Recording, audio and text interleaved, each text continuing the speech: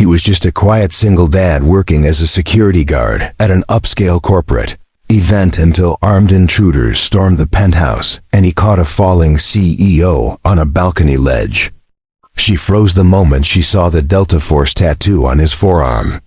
The entire ballroom went silent. And what happened next? No one saw coming. If you believe in hidden heroes, unexpected courage, and the power of second chances, you're in the right place. Take a moment to like, share, and subscribe to Soul Moment Story so you never miss another tale that might just restore your faith in humanity. This is a story about a man who left the shadows of war to raise his young one in peace, only to find himself thrust back into action when evil knocked on the door. And the woman he saved? She held the key to a past he thought he'd buried forever. Before we jump back in, tell us where you're tuning in from, and if this story touches you, make sure you're subscribed, because tomorrow, I've saved something extra special for you. The elevator doors opened with a soft chime on the 42nd floor of Sterling Plaza, revealing a world most people only saw in magazines. Crystal chandeliers scattered light like diamonds across polished marble floors. Floor-to-ceiling windows framed the Belmont Heights skyline, where the city stretched endlessly into the autumn dusk, its lights beginning to flicker awake like stars coming to life. Dean Foster stepped out of the elevator, his black security uniform pressed and crisp, his posture still carrying the ghost of years spent standing at attention. At 41, his frame had softened just enough at the edges to make him approachable, though anyone who looked closely could see the discipline in how he moved, deliberate, aware, like a man trained to scan every corner of a room before he even realized he was doing it. His dark hair, now streaked with silver at the temples, was cut short and neat. His hands, calloused and strong, rested naturally at his sides. But it was his eyes that told the real story. Deep brown, calm and steady, they carried the weight of things he would never talk about. Wars fought in deserts half a world away. Brothers lost. Nights that stretched longer than any calendar could measure. He clipped his security badge to his chest pocket and glanced at his watch. 6:15. North Point Corporate Gala was scheduled to begin at 7, which meant he had 45 minutes to walk the perimeter, check the balcony access points, and make sure every exit was clear. The event coordinator, a sharp woman named Lily Daniels, had made it very clear this was the most important night of the year for North Point Enterprises.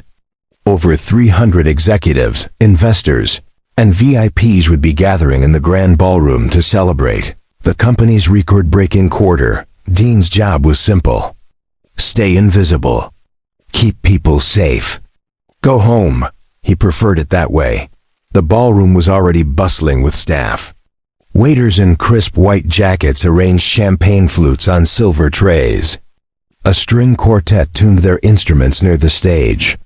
Floral arrangements taller than most people lined the walls, bursting with white roses and deep green ivy. Everything gleamed. Everything was perfect. Dean walked the perimeter slowly, his eyes moving from the kitchen entrance to the balcony doors, from the main entrance to the service hallway. He made mental notes. 2 exits on the north side, 1 on the south. Balcony accessible but locked until later in the evening. Security cameras positioned at each corner. Good sight lines. Everything checked out.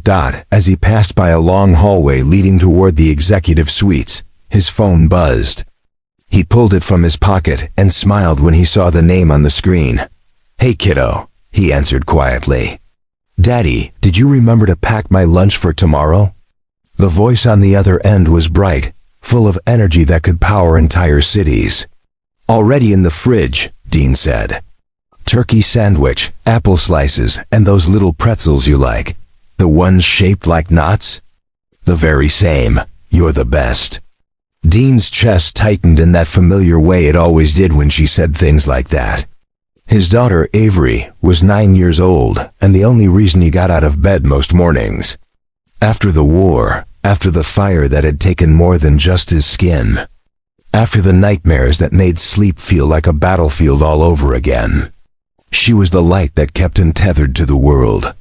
Mrs. Calloway said I can read my essay to the class on Friday, Avery continued. Her words tumbling over each other in excitement.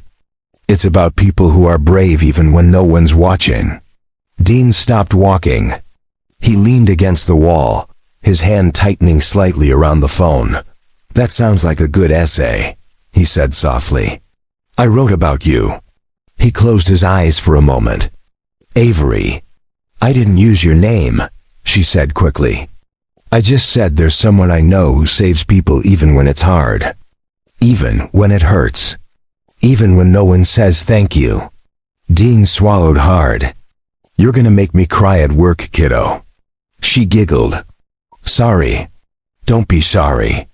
Just be you. Okay, love you, Daddy. Love you more. The line went quiet. Dean slipped the phone back into his pocket and stood there for a moment, breathing slowly. Then he straightened his shoulders and continued his rounds. By 7 o'clock, the ballroom had transformed. Guests arrived in waves, dressed in tuxedos and evening gowns that probably cost more than Dean made in 6 months. Laughter and conversation filled the air, mixing with the soft melodies of the string quartet. Champagne flowed. Cameras flashed. It was a world Dean didn't belong to, and he was fine with that. He positioned himself near the balcony doors, hands clasped in front of him, eyes scanning the crowd. Most security guards tried to look intimidating. Dean just tried to blend in. Be present but not intrusive. Watch without staring. A woman in an emerald green gown passed by him, trailing the scent of expensive perfume. A man in a tailored suit laughed too loudly at his own joke. A waiter nearly tripped over someone's tray but caught himself just in time. Dean noticed it all. Then, near the far side of the ballroom, the crowd shifted. A ripple of attention moved through the room like wind through wheat. Dean followed the movement with his eyes. That's when he saw her, Emily Johnson. She walked into the ballroom like she owned it, which in a way she did. As the CEO of North Point Enterprises, Emily had built an empire from the ground up. Forbes had called her a visionary. Business Weekly had named her Executive of the Year, but what struck Dean wasn't her reputation. It was the way she carried herself, confident but not arrogant, graceful but grounded. She wore a sleek black dress that was elegant without being flashy, her auburn hair pulled back in a simple twist. Her blue eyes scanned the room the way Dean's did, like someone always aware of her surroundings.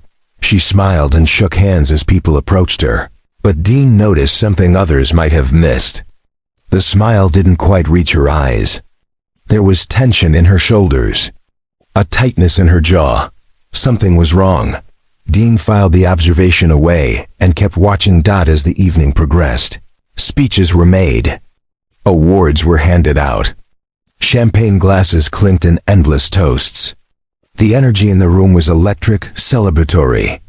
But Dean's instincts, honed over years in places where celebrations could turn deadly in seconds, kept him alert. Around 9 o'clock, Lily Daniels, the event coordinator, approached him with a clipboard in hand. Mr. Foster, we're going to open the balcony in about 10 minutes for guests who want fresh air and photos. Can you make sure it's clear? Already checked it twice, Dean said. But I'll do it again. Thank you. You've been wonderful tonight. Dean nodded and made his way toward the balcony doors. He unlocked them quietly and stepped outside. The night air was crisp and cool, carrying the faint hum of the city below.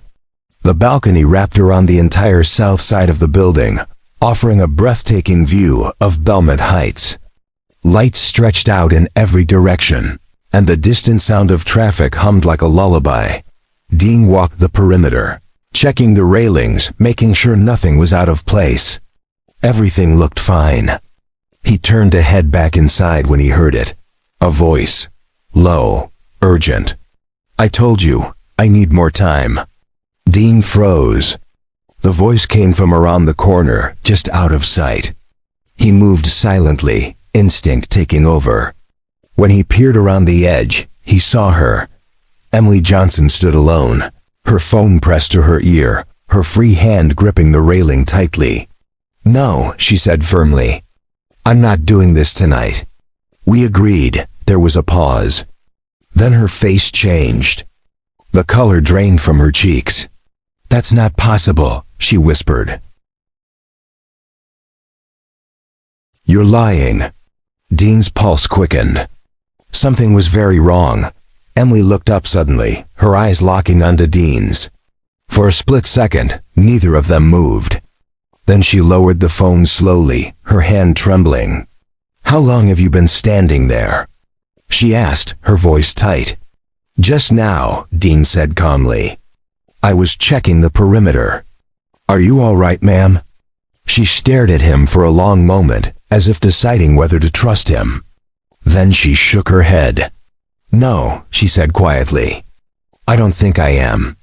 Dean took a single step closer, but kept his distance, his hands visible, his posture non-threatening. Years of training had taught him how to approach someone in distress without making them feel cornered. "Do you need me to call someone?" he asked gently. "Security? The police?" Emily Johnson looked at him with those sharp blue eyes, and for a moment, Dean saw something he recognized. Fear. Real fear. Not the kind that comes from a bad meeting or a stock dip. The kind that comes from knowing you're in danger. Preparing and narrating this story took us a lot of time, so if you are enjoying it, subscribe to our channel, it means a lot to us. Now back to the story. She opened her mouth to answer, but before she could, the sound of shattering glass erupted from inside the ballroom. Dean's body reacted before his mind caught up. He turned toward the doors, every muscle tensing, his hand instinctively reaching for a weapon that wasn't there anymore. He didn't carry a gun. Not since he left the service. But his body still remembered. Screams followed the crash. Then shouting. Then chaos. "Stay behind me," Dean said sharply, positioning himself between Emily and the ballroom entrance. Through the glass doors, Dean could see figures moving quickly. 3 men, maybe 4, dressed in dark clothing, faces covered. They weren't guests. They moved with purpose, with coordination. One of them grabbed a woman by the arm and shoved her toward the center of the room. Another smashed a champagne bottle against a table, sending shards of glass flying. Everyone on the ground. One of them shouted, his voice distorted by a mask. "Phones out. Jewelry off now." This wasn't random. This was planned. Dean's mind raced through his options. He was unarmed, outnumbered, trapped on a balcony 42 floors above the street. His primary objective was clear: protect the principal. In this case, Emily Johnson. "We need to move," Dean said quietly, turning back to Emily. "Is there another way off this balcony?" Emily's face had gone pale, but her voice was steady. "There's a service ladder on the east side. It leads down to the 41st floor. Maintenance access. Show me." They moved quickly along the balcony's edge, staying low, staying quiet. Dean kept his body between Emily and the ballroom doors, his eyes constantly scanning for threats. Behind them, the shouting inside grew louder. More glass shattered. Someone was crying. Dean's jaw tightened. Every instinct in his body screamed at him to go back inside, to help those people. But he couldn't. Not without a weapon. Not without backup. And not without ensuring Emily was safe first, that they reached the east corner of the balcony. Sure enough, a metal ladder was bolted to the building's exterior, leading down to a maintenance platform 1 floor below. "Can you climb in that dress?" Dean asked. Emily kicked off her heels without hesitation. "I can now." Dean almost smiled, almost. "I'll go first," he said. "Stay close behind me. Don't look down." He swung his leg over the railing and tested the ladder. It was solid. Cold metal bit into his palms as he descended quickly, his movements efficient despite the height. When he reached the platform below, he looked up. "Your turn. I've got you." Emily didn't hesitate. She gathered her dress in one hand and climbed over the railing with surprising grace. As she descended, Dean kept one hand on the ladder below her, ready to catch her if she slipped. She didn't. When her bare feet touched the platform, she exhaled shakily. "I hate heights." "You just climbed down a skyscraper in a ball gown," Dean said. "I'd say you're doing fine." A small, tight smile flickered across her face. "What now?" Dean moved to the maintenance door and tried the handle. Locked. He stepped back, assessed the frame, then drove his shoulder into it hard. Once, twice, on the third hit, the lock gave way and the door swung open. Inside, quickly, they stepped into a dimly lit hallway that smelled of concrete and disinfectant. Emergency lighting cast everything in a sickly yellow glow. Dean pulled out his phone and dialed 911. "This is Dean Foster, security contractor at Sterling Plaza. We have an active hostage situation on the 42nd floor. Multiple armed intruders. Unknown number of hostages. I have one VIP secured on the 41st floor. We need police and SWAT immediately." The dispatcher's voice was calm and professional. "Units are already en route, sir. Received multiple calls. Stay where you are. Do not engage. Understood." Dean ended the call and turned to Emily. "Help is coming. We need to find somewhere defensible to wait." "There's a break room at the end of this hall," Emily said. "It locks from the inside." They moved quickly down the corridor. Behind them, the sound of footsteps echoed from the stairwell. Heavy. Fast. Someone was coming. "Run," Dean said. They sprinted toward the break room. Dean yanked the door open, shoved Emily inside, and slammed it shut behind them. He twisted the lock and dragged the heavy table in front of the door. "Get down," he whispered. Away from the door. Emily crouched behind a row of lockers, her breathing quick but controlled. Dean positioned himself near the door, listening. The footsteps grew louder, closer, then they stopped. Right outside the door, Dean's heart hammered in his chest, but his hands were steady. Whoever was on the other side tried the handle. Once, twice, then silence. A voice spoke, muffled but audible. "She's not here. Check the east stairwell." The footsteps retreated. Dean waited a full 30 seconds before he moved. He turned to Emily, who was still crouched behind the lockers, her arms wrapped around her knees. "They're looking for you specifically," Dean said quietly. "This wasn't a random robbery." Emily's face was unreadable. "I know. Who are they?" She hesitated, then shook her head. "I can't tell you that. With all due respect, ma'am, I just saved your life. If there's something I need to know to keep you alive until the police get here, now's the time to share." Emily looked at him for a long moment. Then she stood, brushing off her dress even though it was already ruined.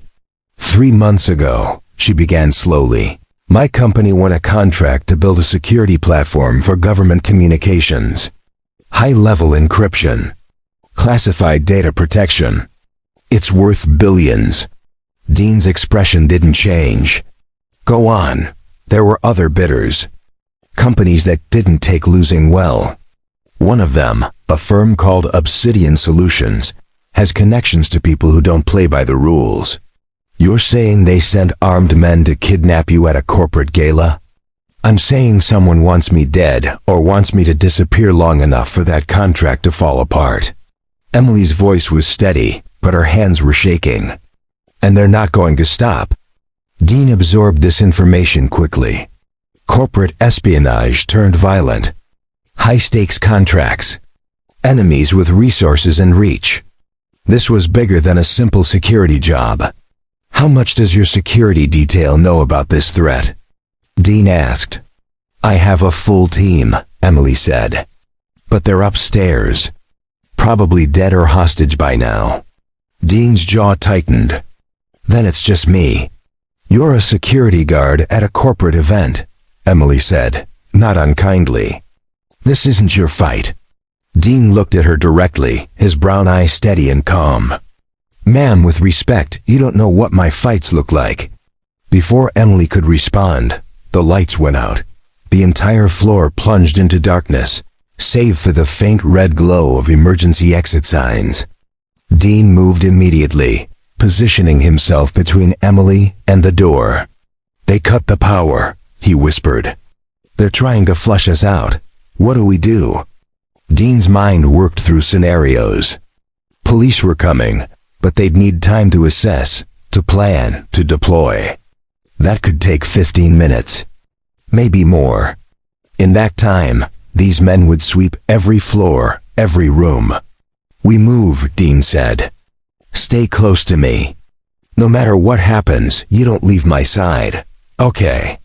Dean removed the table from the door as quietly as possible and unlocked it. He pressed his ear against the wood. Listening, nothing. He opened the door a crack and peered out.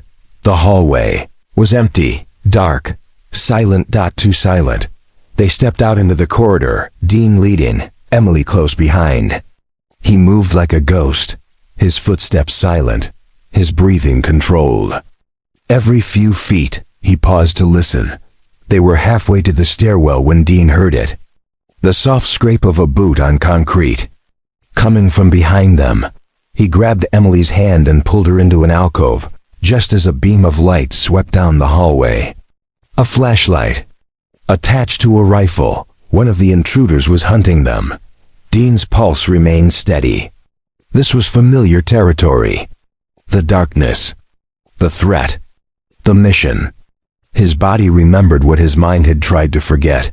The man with the rifle moved slowly down the hall, his light sweeping side to side. He was 10 feet away.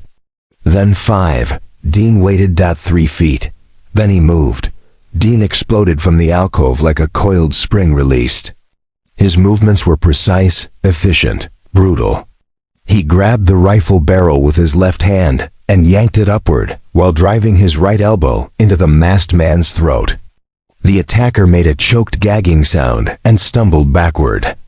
Dean twisted the rifle free and reversed it in one fluid motion, slamming the stock into the man's temple. He dropped like a stone. The entire exchange took 3 seconds. Emily stared at Dean, her eyes wide in the darkness. The man who had been politely checking balcony railings 20 minutes ago had just disarmed and neutralized an armed assailant with the kind of speed and precision that didn't come from weekend self-defense classes. Dean quickly searched the unconscious man. He found zip ties, a radio, and a sidearm. He took all 3 and clipped the radio to his belt, keeping the volume low. We need to keep moving, Dean said quietly, his voice calm despite what had just happened. Can you walk? Emily nodded, still processing what she'd witnessed. Who are you? Someone who knows how to handle this, Dean said. That was all he offered. They moved toward the emergency stairwell, Dean now armed and even more alert. As they reached the door, the radio on Dean's belt crackled to life. Sector 3 clear. No sign of the target. 3 clear. No sign of the target. Another voice responded. Copy that. Sector 4 checking floors 39 through 41. Someone saw them on the balcony. She couldn't have gone far. A third voice, deeper and more authoritative, cut in. We're running out of time. Police response is 6 minutes out. Find her and extract now, or we abort. Dean looked at Emily. They're coordinating a full sweep. We can't stay in the stairwell. They'll bottle us in. Then where do we go? Dean's mind raced through the building's layout. 41st floor. Maintenance level. Limited exits. But there was one place they might not think to look immediately. The executive suites, Dean said. Your office. Is it on this floor? No, 43rd floor. But there's a conference room on this level that connects to a private elevator. It goes directly to the executive parking garage. That's our exit. Show me. They moved quickly through the darkened corridors, using emergency lighting to navigate. The building felt like a maze in the dark, but Emily knew it well. She led them past storage rooms and utility closets until they reached a set of frosted glass doors. "Through here," she whispered. Dean tried the door. Locked, but these were standard office locks. He pulled a small multi-tool from his pocket and worked the mechanism. Within seconds, it clicked open. The conference room was large and modern, with a long table surrounded by leather chairs. Floor-to-ceiling windows offered a view of the city that would have been breathtaking if they weren't running for their lives. At the far end of the room, a private elevator gleamed in the dim light. Dean moved to the elevator and pressed the call button. Nothing happened. "The power's out," Emily said. "The elevator won't work." Dean examined the panel. Emergency power should keep essential systems running. This should work. He pried open the panel and examined the wiring inside. Years of training in the field, where mechanical failures could mean death, had taught him how to improvise. He crossed two wires, and the elevator hummed to life. The doors opened with a soft ding that sounded impossibly loud in the silence. "Get in," Dean said. Emily stepped inside. Dean followed, but just as the doors began to close, the conference room door burst open. Two armed men in tactical gear stormed in, their rifles raised. Dean's body moved on instinct. He shoved Emily to the floor of the elevator and raised the pistol he'd taken from the first attacker. "Federal agent!" One of the men shouted. "Drop your weapon."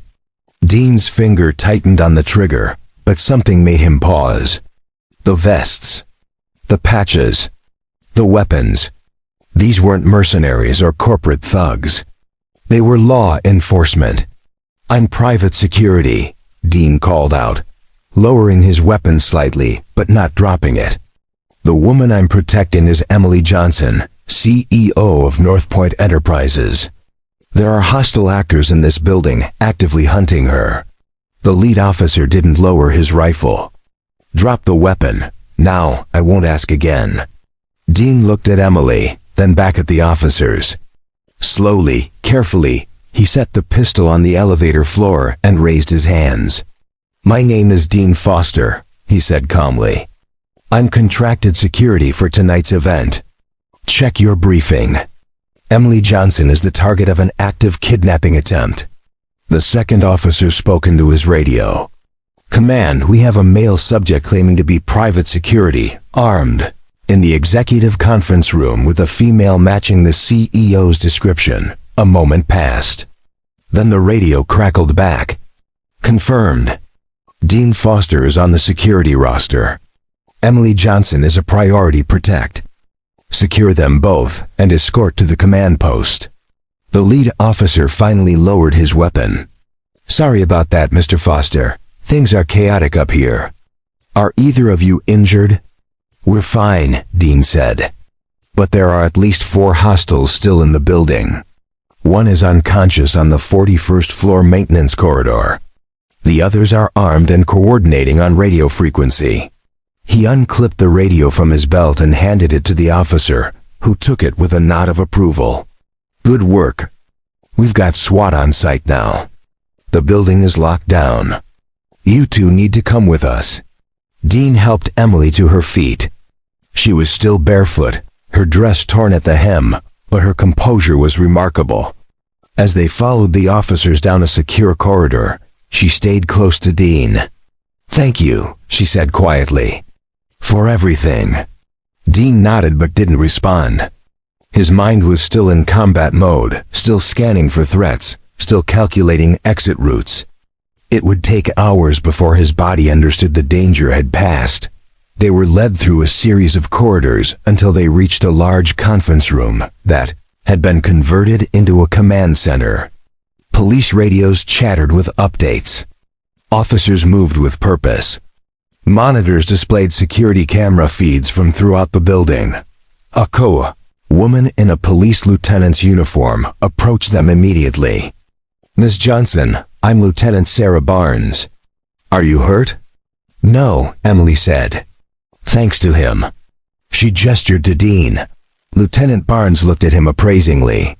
"Mr. Foster, we'll need a full statement, but first, I need to know what you observed. How many hostiles? What weapons? Any identifying information?" Dean recounted everything methodically. The initial breach, the coordinated movements, the radio communications, the attempted pursuit. Barnes listened intently, occasionally asking clarifying questions. When Dean finished, she nodded. "You did good work tonight. Most civilians would have panicked or done something stupid.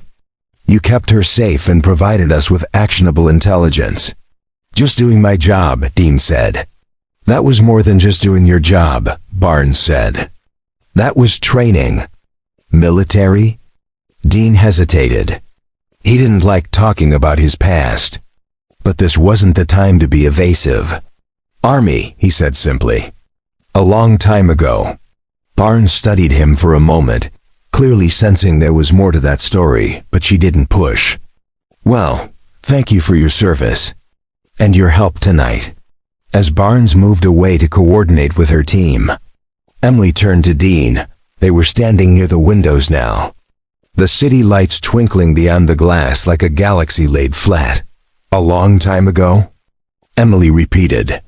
"That wasn't just basic training. The way you moved, the way you handled that situation, that was special operations." Dean's jaw tightened slightly. "I'm just security now." "No," Emily said softly. "You're not." Before Dean could respond, one of the officers called out, "Lieutenant, you need to see this." Everyone turned toward the monitor. On the screen, security footage showed one of the ballroom balconies. The timestamp read 20 minutes earlier. The footage showed the moment when the attack began, but that wasn't what made the room go silent. The camera had captured something else. In the chaos as people scattered and screamed, one of the armed intruders had grabbed Emily and was dragging her toward the balcony edge. The angle was wrong for anyone inside to have seen it clearly, but the camera caught everything. Emily fighting back, the man lifting her, and then, from off-screen, Dean appearing at a dead sprint. What happened next made even the seasoned police officers inhale sharply. Dean didn't slow down. He didn't hesitate. He launched himself at the attacker with a flying tackle that sent both men crashing into the balcony railing. Emily stumbled backward. The attacker swung at Dean with a knife that glinted in the dim light. Dean deflected it, twisted the man's wrist until the knife clattered to the ground, then delivered 3 precise strikes that left the man unconscious. The entire encounter lasted 7 seconds. But that wasn't what made Emily's breath catch. As Dean stood and turned to check on her in the footage, his sleeve had been pushed up during the fight. And there, clearly visible on his forearm in the harsh security camera light, was a tattoo. Not just any tattoo, a skull with wings, a sword piercing through it, and beneath it, a single phrase in Latin. To oppresso, liber, to free the oppressed. The motto of Delta Force. Emily stared at the screen, her heart pounding. She looked at Dean, who had gone very still, his eyes fixed on the monitor. "Rewind that," Lieutenant Barnes said. "Freeze it." Zoom in on his arm. The technician complied. The tattoo filled the screen, unmistakable. Barnes turned to Dean slowly. Her expression had changed. There was recognition there now, respect, maybe even a little awe. "Mr. Foster," she said carefully. "That's a very specific tattoo." Dean said nothing. His face was unreadable. "You don't just get ink like that for fun," Barnes continued. "That's earned. That's blood and sand and missions that never make the news." Emily stepped closer to Dean. "You were Delta Force." It wasn't a question. Dean finally met her eyes. For a moment, he looked like he might deflect again, might offer another vague non-answer. But something in Emily's expression, gratitude, understanding, made him decide otherwise. "I was," he said quietly. "A long time ago. I'm not that person anymore." "Except tonight you were," Emily said. "You saved my life. Multiple times. You moved like you were back in the field." "Muscle memory," Dean said. "That's all." "That's not all," Emily said firmly. "That kind of training doesn't just fade. You put yourself between me and armed men.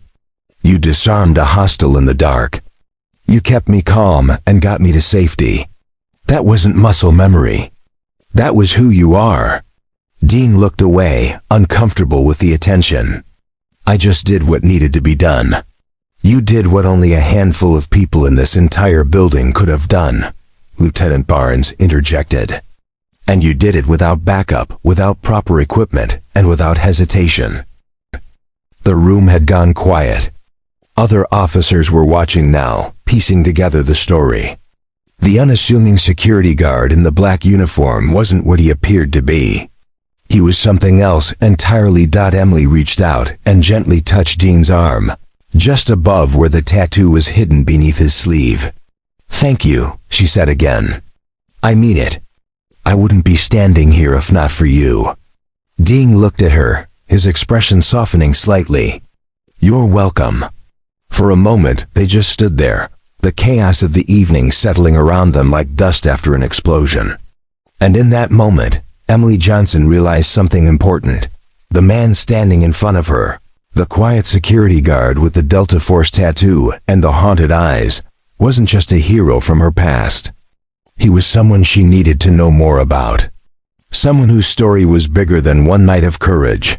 Someone who had walked away from a life of shadows and violence to raise a young one alone, only to find that violence had followed him anyway, and he had faced it without flinching.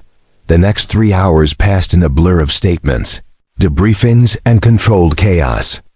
SWAT teams swept the building floor by floor, securing each level with methodical precision.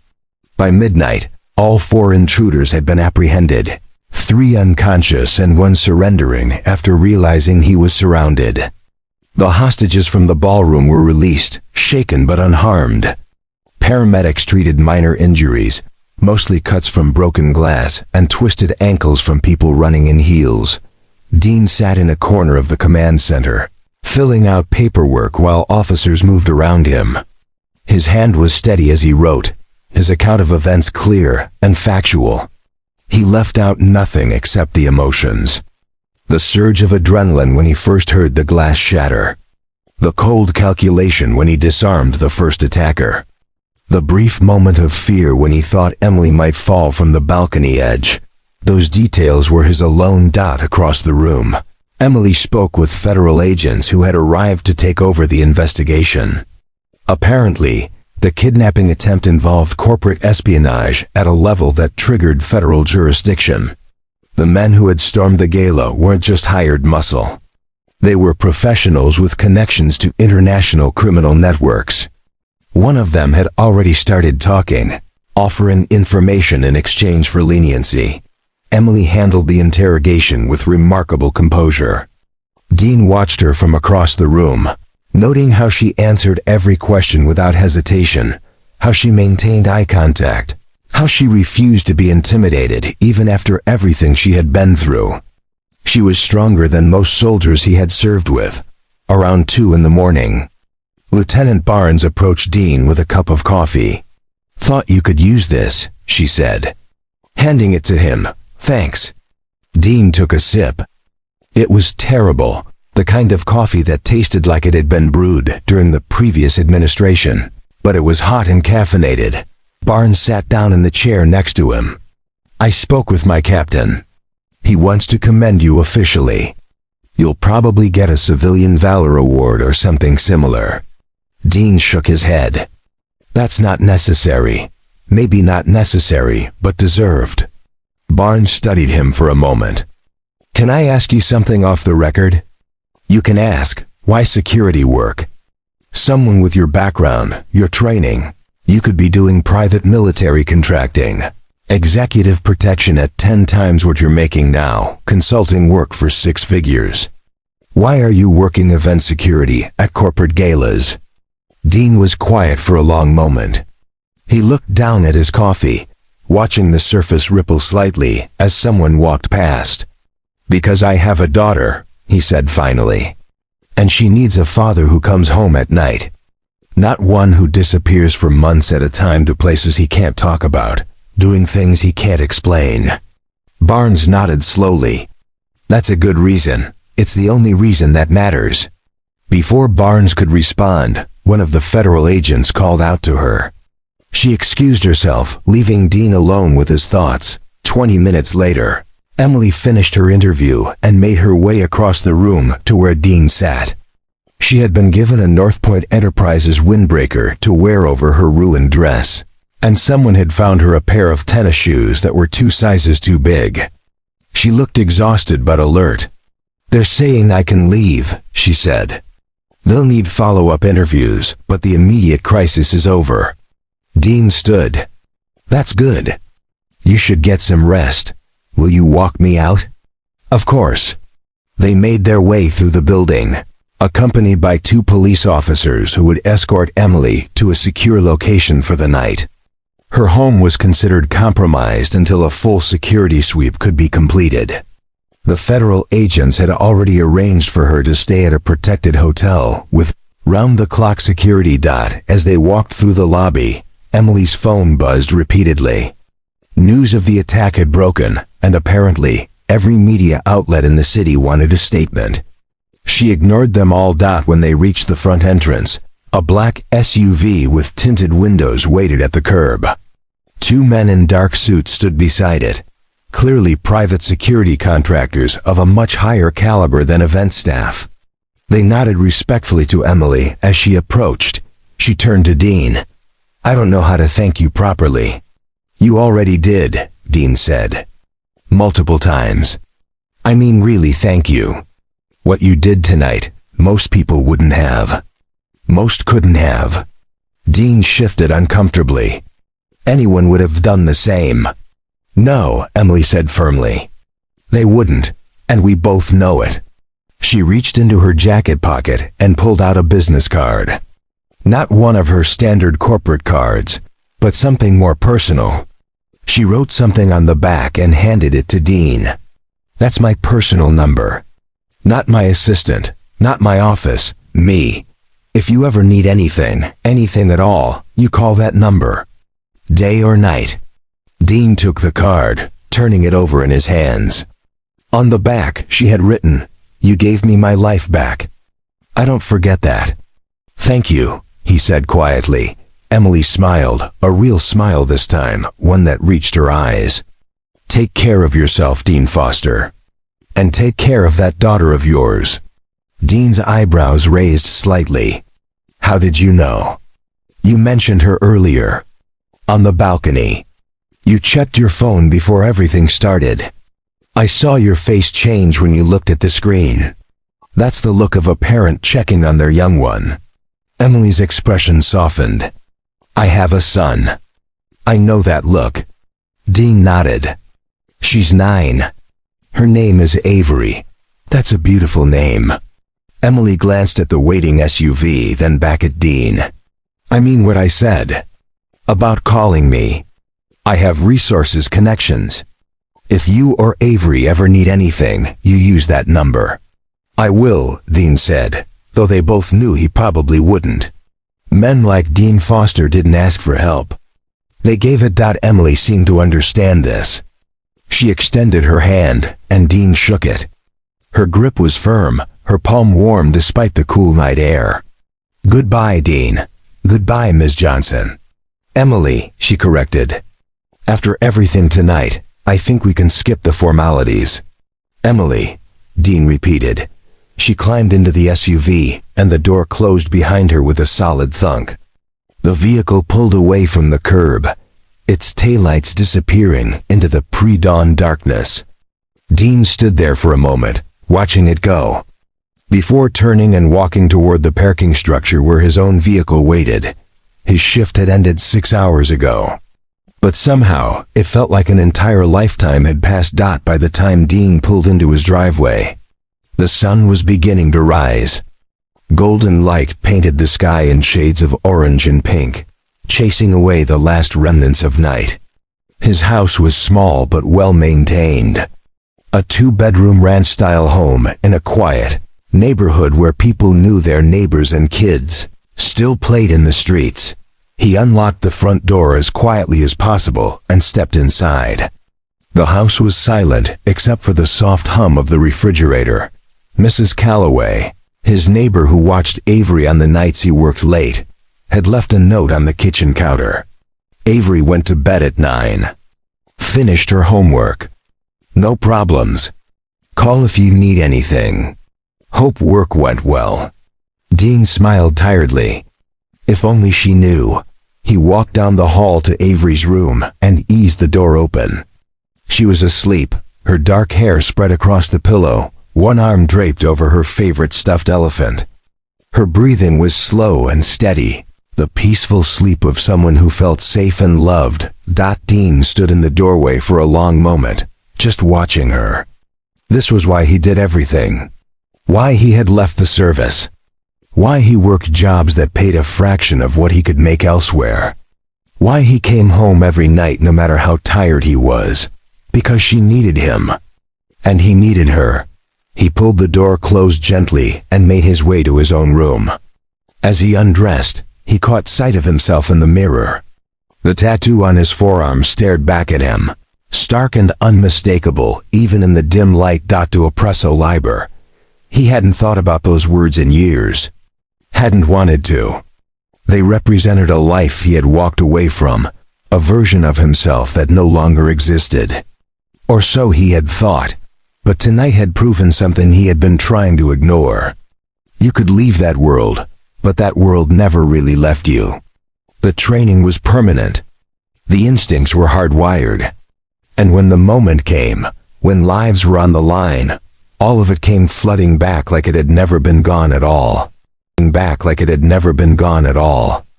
Dean pulled on a t-shirt and collapsed onto his bed. He was asleep within seconds, his body finally allowing itself to shut down now that the danger had passed. He dreamed of fire and darkness and the sound of helicopter blades cutting through desert air. He dreamed of faces he would never see again. 3 days passed before Dean heard from Emily Johnson again. He had returned to work the day after the gala incident. Though not at Sterling Plaza, that contract had ended rather dramatically. And while the security company he worked for had praised his actions, they had also gently suggested he might want to take a few days off. Dean had declined. Sitting at home gave him too much time to think, and thinking led to remembering. And remembering led to places he preferred not to go. Instead, he picked up a shift at Harborview Mall, walking the corridors in his security uniform, watching for shoplifters and helping lost children find their parents. It was boring, mindless work, which was exactly what he needed. Avery had noticed something was different. She was perceptive that way, able to read her father's moods even when he tried to hide them. Over breakfast on the third morning, she had looked at him with those serious brown eyes and asked, "Did something bad happen at work?" Dean had considered lying. It would have been easier. But he had promised himself a long time ago that he would never lie to his daughter. "Something difficult happened," he said carefully. "But it turned out okay. Everyone is safe. Did you help someone?" "I did." Avery had nodded, satisfied. "That's good. That's what heroes do." Dean had ruffled her hair gently. "I'm not a hero, kiddo. Just a dad doing his job." "Those can be the same thing," she had said with the absolute certainty that only 9-year-olds possess. Now, as Dean walked through the mall's food court, his phone buzzed in his pocket. He pulled it out and saw an unknown number on the screen. He almost didn't answer, assuming it was a spam call. But something made him reconsider. "This is Dean." "Mr. Foster. This is Catherine Wells. I'm the executive assistant to Emily Johnson. Miss Johnson would like to meet with you. If you're available." Dean stopped walking. Around him, shoppers flowed past like a river around a stone. "Is everything all right?" he asked. "Everything is fine," Catherine assured him. "Miss Johnson simply wanted to thank you properly for your actions the other night. Would you be available tomorrow afternoon? Say 2 o'clock? Dean thought about his schedule. He had a shift at the mall that ended at noon. "I can do that." "Where?" "North Point Enterprises headquarters. I'll send you the address and parking information. When you arrive, just give your name at the front desk. They'll be expecting you." "All right," Dean said. "I'll be there." After the call ended, Dean stood in the middle of the food court, feeling oddly uncertain. He didn't like being in the spotlight. Didn't like attention or recognition or public thank yous. He had learned long ago that the best operators were the ones nobody ever heard about. But Emily Johnson had been kind to him, had treated him with respect even when she was terrified. The least he could do was accept her gratitude with grace. The next afternoon, Dean pulled his truck into the visitor parking lot at North Point Enterprises.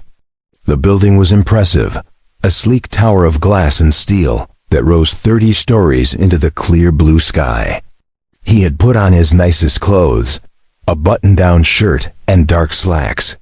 Though he still felt underdressed for a place like this, the lobby was all marble and modern art, with a security desk that looked more sophisticated than some military installations he had seen. He gave his name to the guard, who checked his computer and nodded. "Ms. Johnson is expecting you, Mr. Foster. Take the elevators to the 28th floor. Her assistant will meet you there." The elevator ride was smooth and silent. When the doors opened, Catherine Wells was waiting. She was a woman in her 50s with perfect posture and an efficient smile. "Mr. Foster, thank you for coming. Right this way, please." She led him through a corridor lined with awards and photographs of Emily at various events, ribbon cuttings, charity galas, technology conferences. In every picture, she looked confident and in control. It was hard to believe this was the same woman who had climbed down a building in a torn dress just 3 nights ago. Catherine stopped at a large wooden door and knocked twice before opening it. "Ms. Johnson, Mr. Foster is here." "Thank you, Catherine." "Send him in." Dean stepped into the office, and the door closed softly behind him. The space was enormous, with floor-to-ceiling windows offering a panoramic view of the city. Emily's desk was positioned to face the door, but she wasn't sitting behind it. Instead, she was standing near a seating area with comfortable chairs and a low table. She was dressed in a sharp gray suit, her hair pulled back, looking every inch the powerful executive. But when she saw Dean, her professional demeanor softened into something more genuine. "Dean, thank you for coming." "Of course," he said. Suddenly aware of how out of place he felt in this environment, Emily seemed to sense his discomfort. "Please sit. Can I get you anything? Coffee? Water?" "I'm fine, thank you." They both sat, and for a moment, neither spoke. Emily seemed to be gathering her thoughts. "I wanted to see you in person," she began, "because what happened the other night has been weighing on me. Not the attack itself, though that was traumatic, but everything after. The realization of who you are. What you did." Dean shifted in his chair. "I just reacted. Anyone with training would have done the same." "That's what you keep saying," Emily said. "But I don't think you realize how extraordinary it was. I've had security details before. Professional bodyguards with impressive credentials. And not one of them moved the way you did. Not one of them had that kind of presence under pressure." She leaned forward slightly. "After you left, I did some research.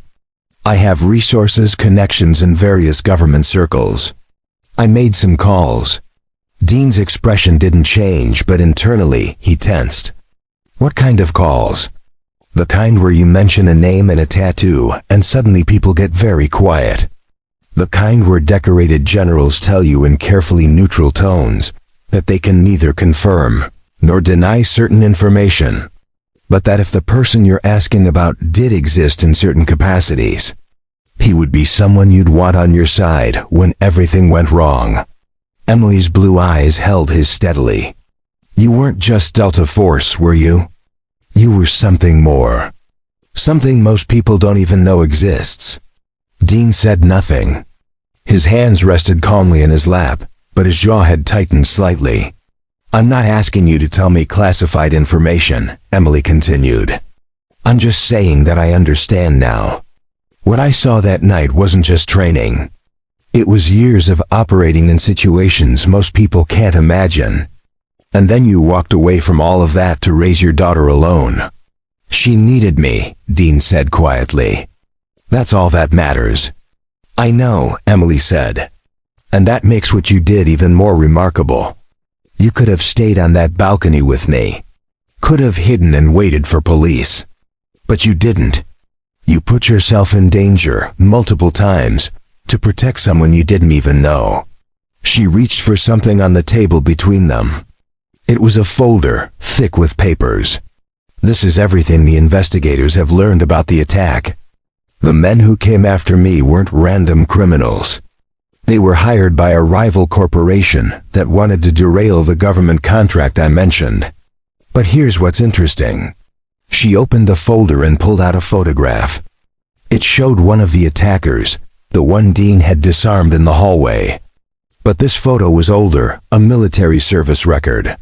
This man, James Rourke, served in the Rangers. Two of the others had special forces backgrounds. These weren't amateurs. They were trained operators, and you neutralized them like they were nothing. Dean looked at the photograph, his expression unreadable. They made mistakes, got overconfident, or they ran into someone more skilled than they were, Emily countered. Someone who had operated at a level they never reached. She closed the folder and set it aside. Dean, I'm telling you this because I want you to understand something. What you did saved my life, yes. But it also saved my company. That contract I'm working on, it's not just about money. It's about national security. Communications infrastructure that will protect intelligence operations around the world. If those men had succeeded, if I had been killed or kidnapped, that project would have collapsed. Dean absorbed this information silently. So when I say thank you, Emily continued, I'm not just thanking you as someone whose life you saved. I'm thanking you on behalf of everyone who will be protected by the work we're going to complete. People who will never know your name. Operations that will succeed because of what you did. She stood and walked to her desk, retrieving something from a drawer.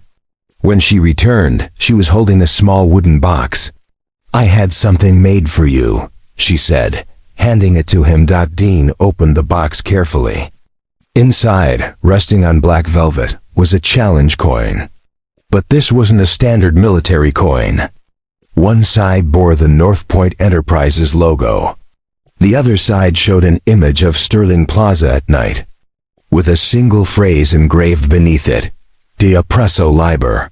Dean stared at the coin, his throat suddenly tight. I know you don't want recognition, Emily said softly. I know you'd prefer to remain invisible. But I needed you to have something.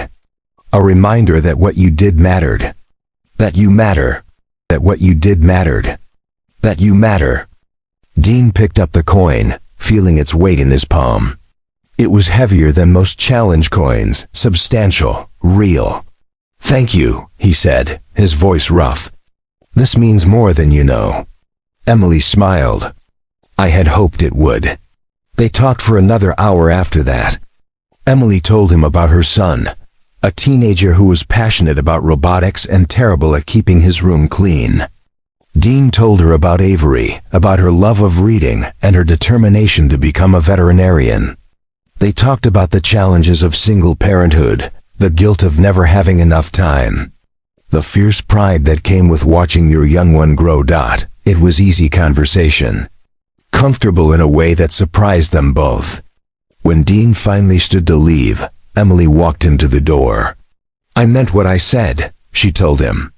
"About calling if you need anything. I know you won't. Men like you never do. But the offer stands." Dean nodded. "I appreciate that." As he turned to leave, Emily spoke again. "Dean, one more thing. That security company you work for, they're good people, but they're not paying you what you're worth. If you ever want to do executive protection work, real work with real compensation, I know people who would hire you in a heartbeat." Dean considered this. "I'll keep that in mind. But right now, I need to be home for Avery. She comes first." "I understand," Emily said. "But if that ever changes, you let me know." Dean left North Point Enterprises feeling lighter than he had in days. The coin rested in his pocket, a small weight that somehow felt significant. As he drove home through afternoon traffic, he thought about Emily's words, "People who will never know your name." He had spent years operating in shadows, completing missions that would never be acknowledged, protecting people who would never know he existed. He had thought that part of his life was over, that he had earned the right to fade into obscurity. But maybe service didn't end just because you took off the uniform. Maybe it just changed shape. When he got home, Avery was in the backyard, drawing with sidewalk chalk. She looked up when she heard the door and ran to him, throwing her arms around his waist. "Daddy, you're home." Dean hugged her tightly, breathing in the scent of her shampoo, feeling the solid warmth of her small body against his. This was real. This was what mattered. "I'm home, kiddo. I'm home." 2 weeks after their meeting at North Point Enterprises, Dean was working a routine shift at Harborview Mall when his phone rang. The number was Emily's personal line, the one she had given him that night. He answered immediately. "Emily? Is everything okay?" "Dean," her voice was strained, urgent. "I need your help. Something's happened." Dean's entire body tensed. He moved away from the crowd, finding a quiet corner near an emergency exit. "Talk to me. What's going on?" "It's my son, Elliot. He's 16. He was supposed to be home an hour ago from his robotics club meeting. He's not answering his phone. His location services show his phone is still at the school, but the building is locked and empty. Security cameras show him getting into a black sedan in the parking lot." Dean's mind immediately went to threat assessment mode. Did he know the people in the car? "I don't know. I can't tell from the footage. But Dean, after what happened at the gala, after the investigation revealed how deep that conspiracy went, I'm terrified this is connected. What if someone took him to get to me?" "Have you called the police?" "They're on it, but they're treating it as a possible runaway situation because there was no sign of struggle. They don't understand the context. They don't know about the threats." Her voice cracked slightly. "Dean, I'm scared. I need someone I trust. Someone who knows how to handle this kind of situation." Dean didn't hesitate. "Send me the address of the school and the security footage. I'm on my way." He called his supervisor, claimed a family emergency, and was in his truck within 5 minutes. As he drove, Emily sent him everything she had. The security footage showed a teenage boy with dark hair and a backpack climbing into the back seat of a black Honda Accord. The angle wasn't good enough to see faces, but the body language didn't suggest force or coercion. Still, Dean knew better than to make assumptions. Teenagers could be manipulated, threatened, lured into situations they didn't understand. He arrived at the school. 20 minutes later, police were already there, taking statements from a few staff members who had been locking up the building. Emily's car, a silver BMW, was parked near the entrance. She was standing with 2 police officers, her arms crossed tightly across her chest. When she saw Dean, relief flooded her face. She excused herself from the officers and walked quickly toward him. "Thank you for coming," she said. Her eyes were red-rimmed. She had been crying. "Of course," Dean said. Tell me everything you know.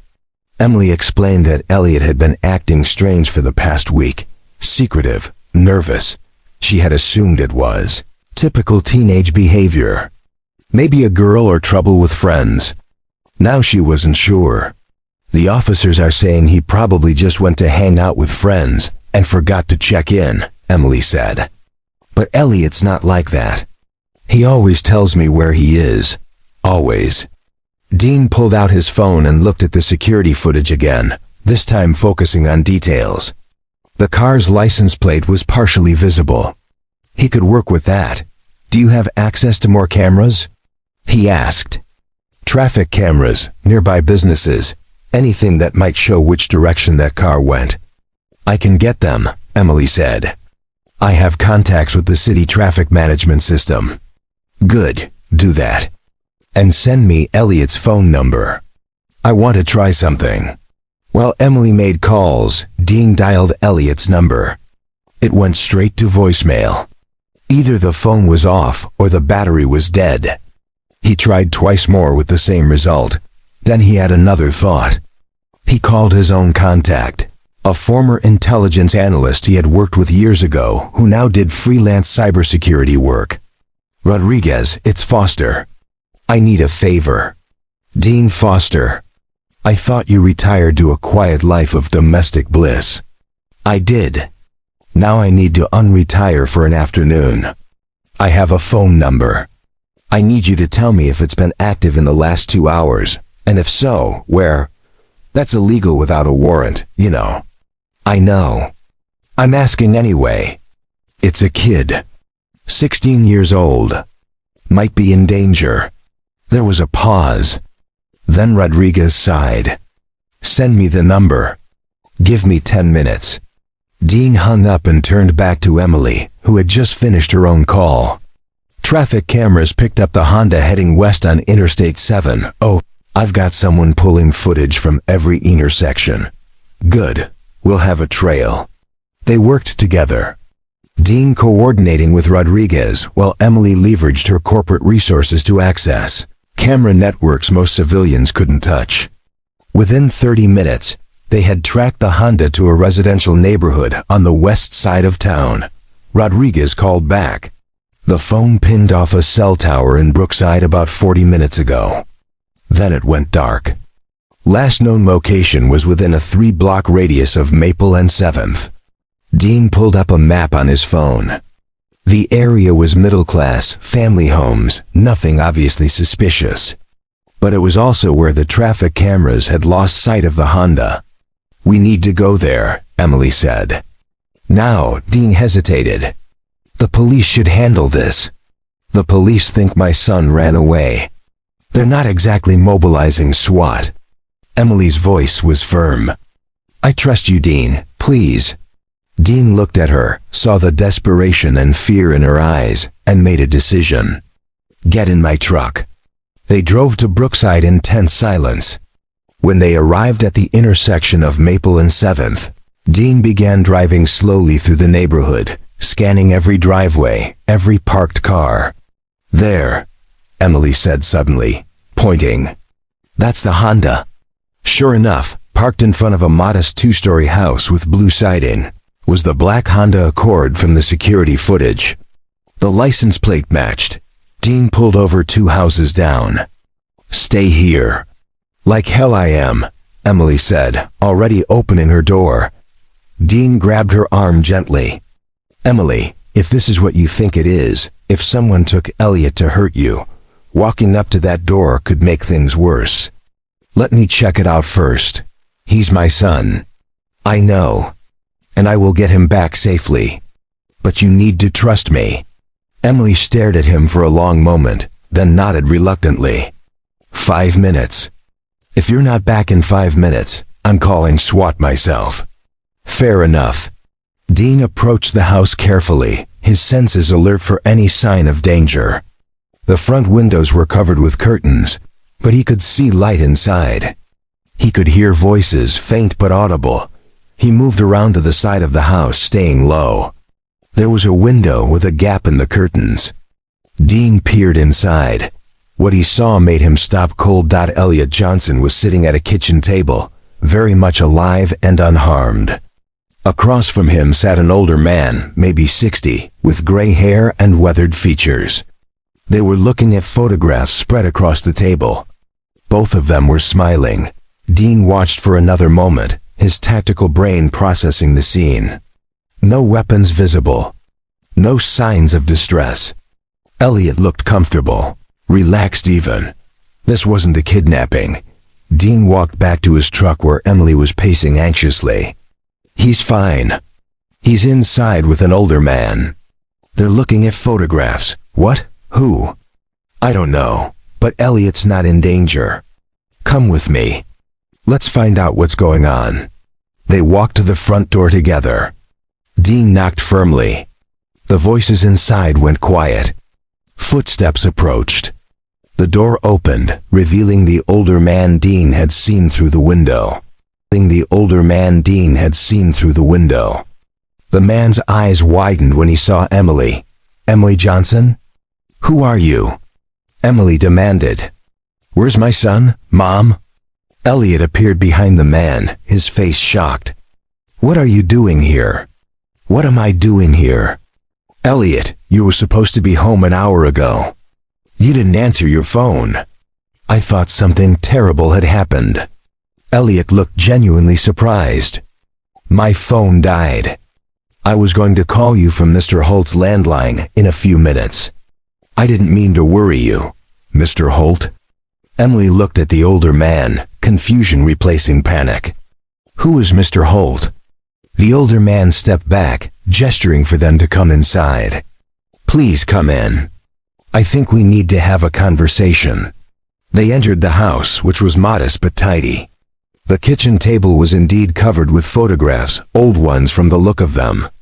Military portraits, group shots and desert fatigues, images of helicopters and bases that Dean recognized immediately as deployment photos. My name is Jasper Holt, the older man said. I served in the Army with your father, Mrs. Johnson. We were in the same unit for 3 years. Emily's expression shifted from anger to shock. My father? Thomas Johnson, yes. Jasper gestured to the photographs. These are from our time in Iraq, 2004 to 2007. Emily moved closer to the table, her hands trembling as she picked up one of the photos. It showed a young man in his 20s, wearing desert camouflage and smiling at the camera. Her father. Elliot, she said, her voice barely above a whisper. How did you find him? Elliot looked uncomfortable. I've been researching Grandpa online. You never talk about him, and I wanted to know more. I found Mr. Holt's name in some military records. He lives here in the city, so I messaged him. He invited me over to share stories. I know I should have asked you first, Mrs. Johnson, Jasper said apologetically. But your son was so eager to learn about his grandfather. I thought it would be good for him to know the man Thomas was. Emily sank into a chair, still holding the photograph. Dean watched her carefully, seeing emotions play across her face too quickly to name. My father died when I was 12, Emily said finally. Combat deployment.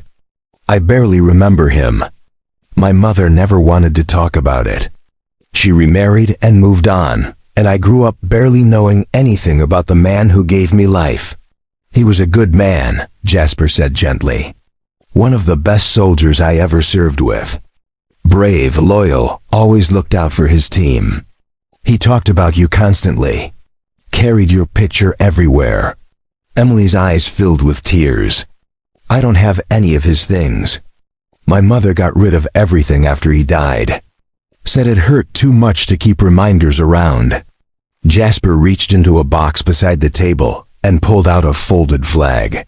He would have wanted you to have this. It's his service flag. I kept it all these years, hoping someday I'd find you. Emily took the flag with shaking hands.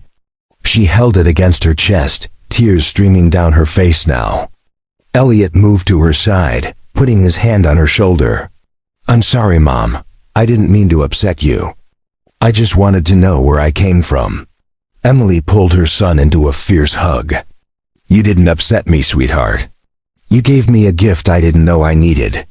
Dean stood back, giving them space. He understood now why Elliot had been secretive. The boy had been searching for his own identity, for the legacy that had been kept from him.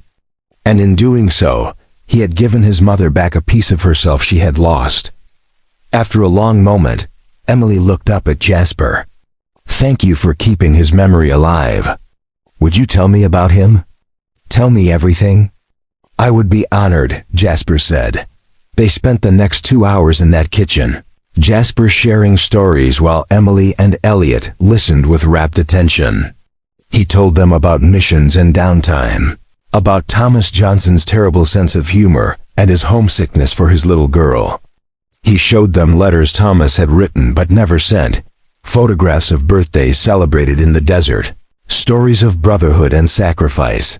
Dean sat quietly in the corner, listening but not intruding. He understood the importance of what was happening.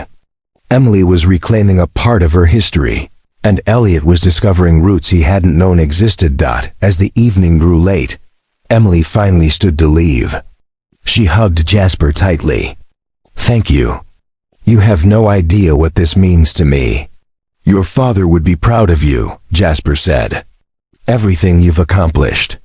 The woman you've become." Emily smiled through fresh tears. "I hope so." As they walked back to Dean's truck, Elliot carrying the box of photographs and letters Jasper had given them, Emily turned to Dean. "I'm sorry I panicked. I should have trusted that Elliot was okay." "You're his mother," Dean said simply. "You're supposed to panic. That's the job." Emily laughed, a real laugh. "I suppose it is." They drove back to Emily's house in companionable silence. When Dean pulled into her driveway, Emily touched his arm. "Thank you for coming when I called. I don't know what I would have done without you." "You would have figured it out," Dean said. "You're stronger than you think." "Maybe," Emily said. "But it helps knowing I don't have to figure everything out alone." Dean nodded. He understood that feeling all too well. As he drove home later that night, Dean thought about fathers and legacies, about the marks we leave on the world and the people we leave behind. Thomas Johnson had died doing what he believed was right, serving his country and protecting his brothers. He had left behind a daughter who barely knew him, but carried his strength in her bones. Dean glanced at his phone, at the photo of Avery that served as his wallpaper. Whatever legacy he left, he wanted it to be measured in moments like these. In being there when people needed him. In showing up, even when it was inconvenient or uncomfortable.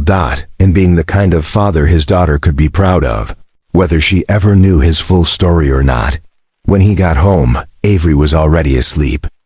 Dean kissed her forehead gently, then sat in his living room with the challenge coin Emily had given him. He turned it over in his hands, feeling its weight. Do oppresso, LIBER. Free the oppressed. He had thought he was done with that mission when he left the service. But maybe it had never really ended.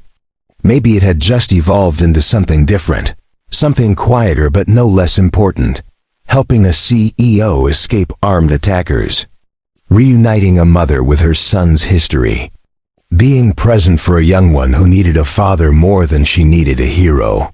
All of it mattered. All of it was service. And Dean Foster was exactly where he needed to be. Over the following weeks, Dean's life settled into a new rhythm.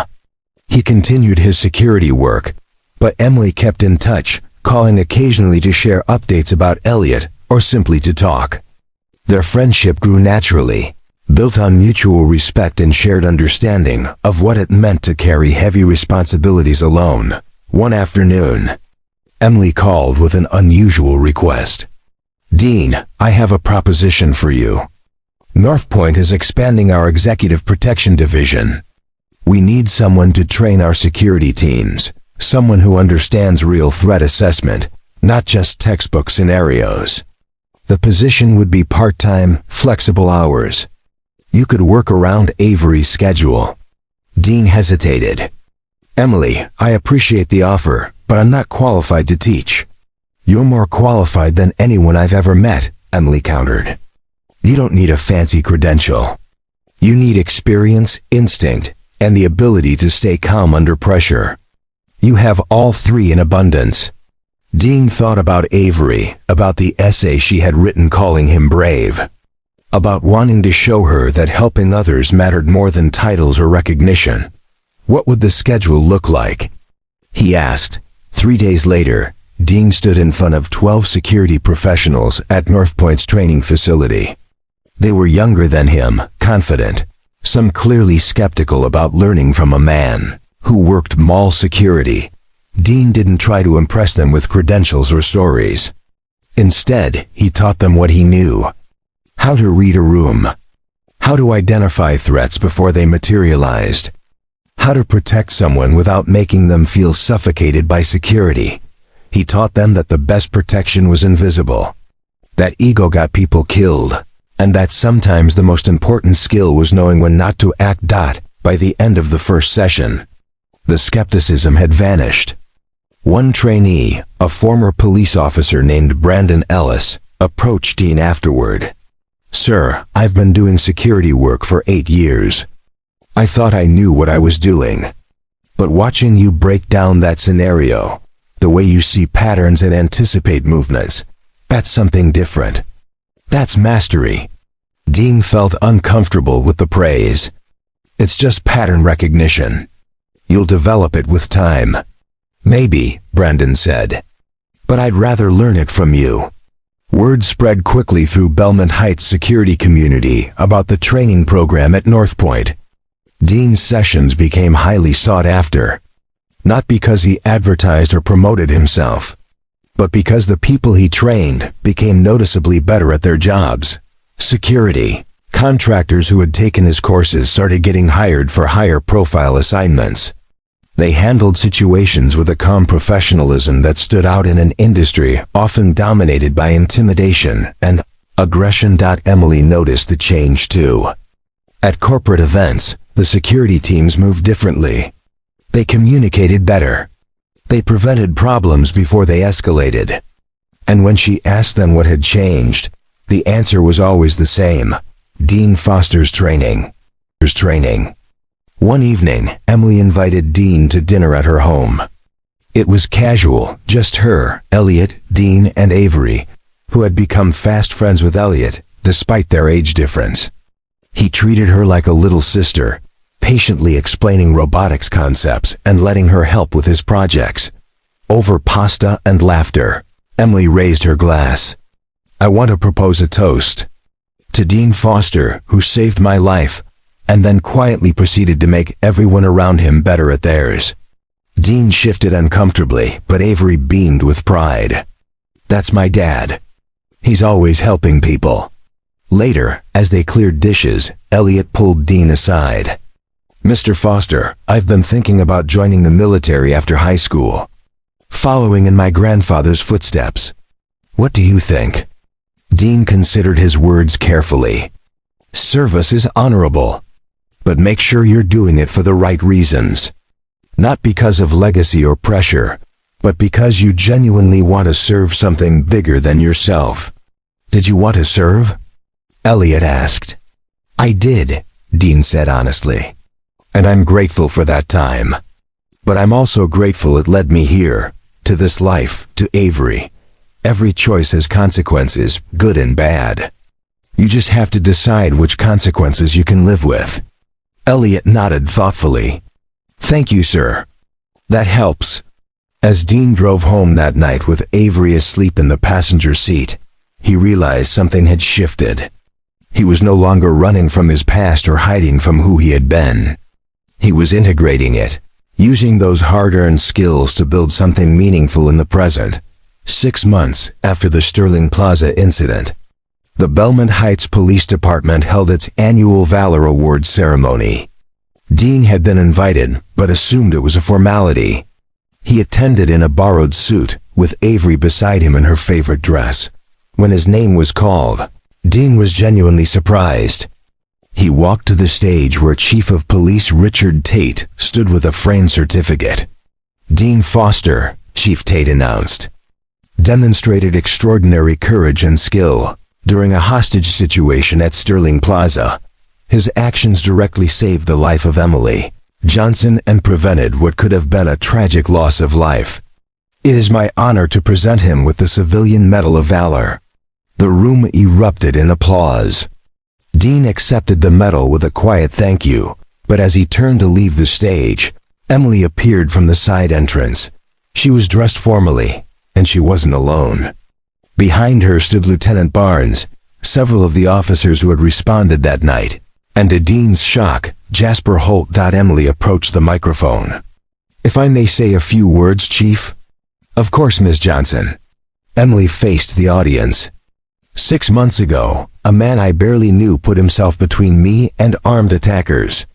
He did it without hesitation, without thought for his own safety. But what I've learned since that night is that wasn't unusual for Dean Foster. That's simply who he is. She gestured to Jasper. "This is Jasper Holt. He served with my late father. He told me something that I think is important for everyone to hear. He said the best soldiers aren't the ones who seek glory. They're the ones who do what's necessary, help who needs helping, and then go home to the people they love." Emily looked directly at Dean. Dean Foster embodies that principle. He could leverage his background and experience for personal gain, but instead, he chooses to raise his daughter with integrity and teach others how to protect people. That's not just valor. That's character. The applause was thunderous. Avery stood, clapping so hard her hands must have hurt, tears of pride streaming down her face. Dean felt his own eyes sting. He nodded to Emily, unable to speak past the lump in his throat. This was recognition he hadn't sought, but couldn't deny meant something profound. Later that night, Dean sat on his back porch while Avery slept inside, the medal resting on the table beside him. Emily had texted, "You deserved every word. Thank you for letting people see who you really are."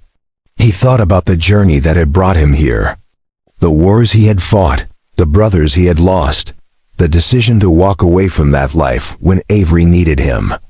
For years he had wondered if leaving had been cowardice, if choosing peace over continued service made him less than what he had been. But now he understood. Service hadn't ended when he took off the uniform. It had transformed. Every person he trained carried forward the lessons. Every time he chose patience over anger, presence over absence, he was still fighting, just on a different battlefield. The back door opened quietly. Avery stepped out, wrapped in her blanket. "Can't sleep, kiddo?" Dean asked. "I'm too happy," she said simply, climbing into his lap despite being almost too big for it. "Everyone was clapping for you, Daddy. Everyone knows you're a hero now." Dean held her close. "I'm not a hero, Avery. I'm just a dad who tries his best." "That's what makes you a hero," she said with absolute certainty. "Heroes don't need capes or medals. They just need to show up and care about people." Dean kissed the top of her head, breathing in the scent of her shampoo, feeling the steady warmth of her against his chest. This moment, right here, was everything that mattered. "I love you, kiddo," he whispered. "Love you more," she replied. Above them, stars scattered across the sky like diamonds on velvet. The night was quiet, peaceful. Somewhere in the city, Emily was putting Elliot to bed, probably having a similar conversation about legacy and love. Somewhere, security professionals Dean had trained were keeping people safe. Somewhere, the ripples of one man's choices were spreading outward in ways he would never fully see. Dean Foster had walked through fire, literally and figuratively. He had served in shadows and saved lives in secret. And now, he was building something that would outlast any medal or mission. A daughter who understood that true courage meant being kind when it was easier to be hard, present when it was easier to hide, and loving even when love required sacrifice. That was enough. That was everything. And as Avery's breathing slowed and she drifted back to sleep in his arms, Dean finally allowed himself to believe it. He was exactly where he was meant to be. Up next, you've got 2 more standout stories right on your screen. If this one hit the mark, you won't want to pass these up. Just click and check them out. And don't forget to subscribe and turn on the notification bell so you don't miss any upload from us.